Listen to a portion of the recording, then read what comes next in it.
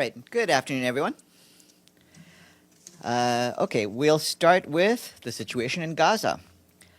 The Office for the Coordination of Humanitarian Affairs reports that large volumes of humanitarian aid continue to enter Gaza through the Erez and Zakim crossings in the north and Kerem Shalom crossing in the south.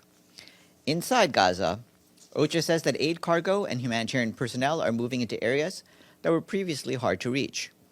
Our humanitarian partners on the ground say the operating environment has improved significantly.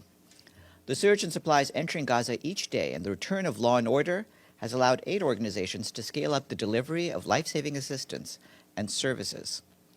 In central and southern Gaza, partners have resumed monthly food distributions with full rations. Yesterday, humanitarian organizations on the ground in Gaza transported 118 trucks of food parcels and flour from UNRWA warehouses to more than 60 distribution points in the south. Across southern Gaza, UNICEF continues dispatching high-energy biscuits and ready-to-use food, enough for thousands of infants. While food items currently account for the bulk of supplies that have entered the Gaza Strip since the ceasefire took effect, more medicines, shelter materials, and water, sanitation, and hygiene supplies are expected over the coming days.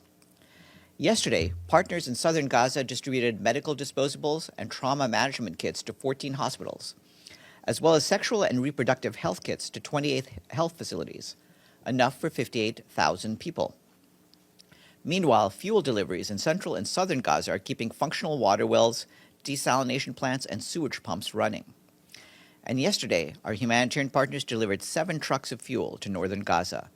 This is the first such shipment since the ceasefire began.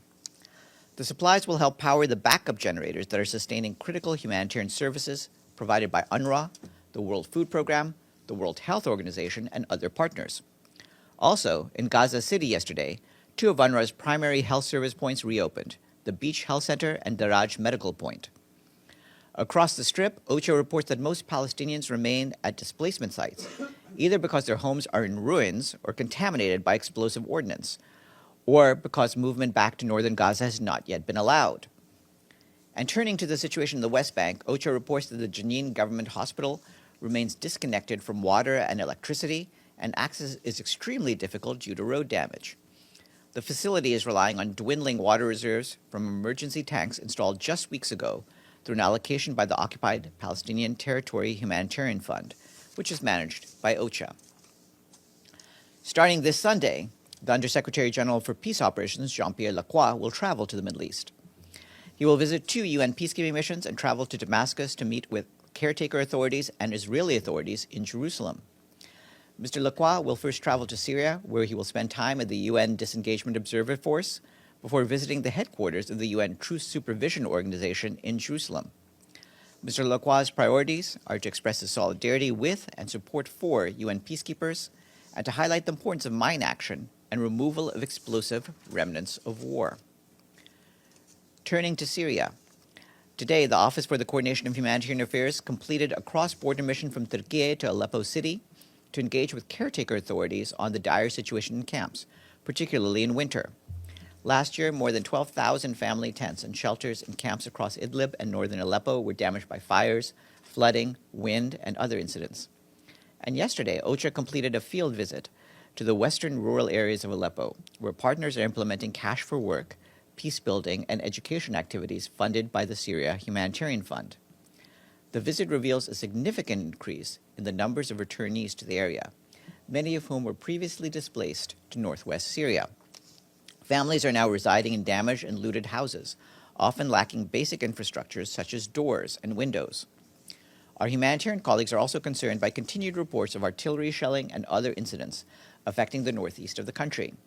This includes eastern Aleppo, near the Tishreen Dam, as well as northern Al-Hasakeh Governorate.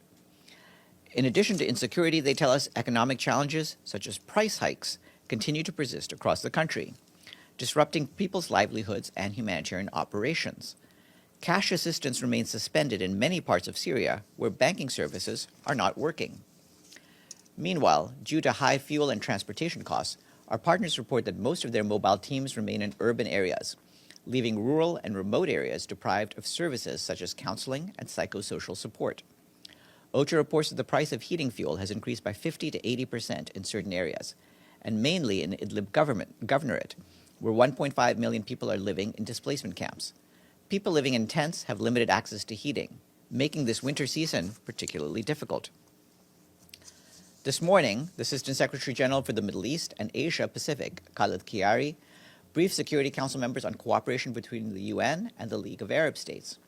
Mr. Kiari spoke about aspects of cooperation with this key regional organization, mainly on issues related to the security and the situation in the Middle East, including the Occupied Palestinian Territory, Syria, Lebanon, Sudan, and others. His remarks were shared with you. Also, just to note that this afternoon, the Security Council will convene on the situation of children in the Occupied Palestinian Territory, especially in Gaza. The Undersecretary General for Humanitarian Affairs and Emergency Relief Coordinator, Tom Fletcher, is scheduled to brief.